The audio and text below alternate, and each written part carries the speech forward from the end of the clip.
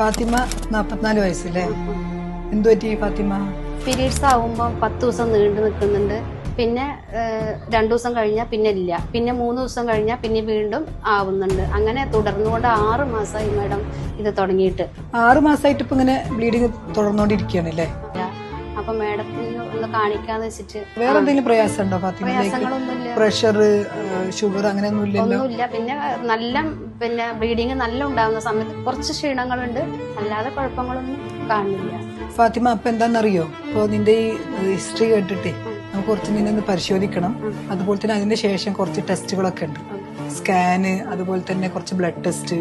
പിന്നെ നമ്മളിപ്പോ ഈ ഗർഭാശയത്തിന്റെ മുഖത്തെ സെർവിക്സിന്റെ ഭാഗത്ത് എന്തെങ്കിലും ഒരു ബുദ്ധിമുട്ടുണ്ടോ എന്ന് അറിയാൻ വേണ്ടിയിട്ട് ഒരു കോൾപോസ്കോപ്പി എന്നൊരു ടെസ്റ്റ് ഉണ്ട്. അതൊക്കെ നമുക്കൊന്ന് പ്ലാൻ ചെയ്യാം. അതൊക്കെ ഒന്ന് ചെയ്യേണ്ടി വരും കേട്ടോ. ഫാത്തിമ, അപ്പൊ നമ്മൾ പരിശോധന കഴിഞ്ഞു, അതുപോലെ തന്നെ സ്കാൻ കഴിഞ്ഞു. സ്കാനിൽ ബുദ്ധിമുട്ടൊന്നുമില്ല. പക്ഷെ നമ്മൾ കോൾപോസ്കോപ്പി ടെസ്റ്റ് ചെയ്തല്ലോ ലേബർ റൂമിൽ. ആ ടെസ്റ്റില് ഈ സെർവിക്സിന്റെ ഭാഗത്ത് ചെറിയൊരു പുണ്ണ് പോലെ കണ്ടിട്ടുണ്ട്, കുറച്ചൊരു അബ്നോർമൽ ഏരിയാസ് കണ്ടിട്ടുണ്ട്. അത് നമ്മൾ ബയോപ്സി എടുത്തിട്ടുണ്ട്. അത് രണ്ടും ടെസ്റ്റിന് അയച്ചിട്ടുണ്ട്. അതിന്റെ റിസൾട്ട് ഒരു 1 വീക്ക് കഴിഞ്ഞാൽ കിട്ടും. ഇപ്പൊ തൽക്കാലം കുറച്ച് മെഡിസിൻസ് എഴുതുന്നുണ്ട്, ഒരു 3 days. അത് കഴിക്കുമ്പോൾ ഈ ബ്ലീഡിംഗ് ഒക്കെ ഒന്ന് കുറഞ്ഞു.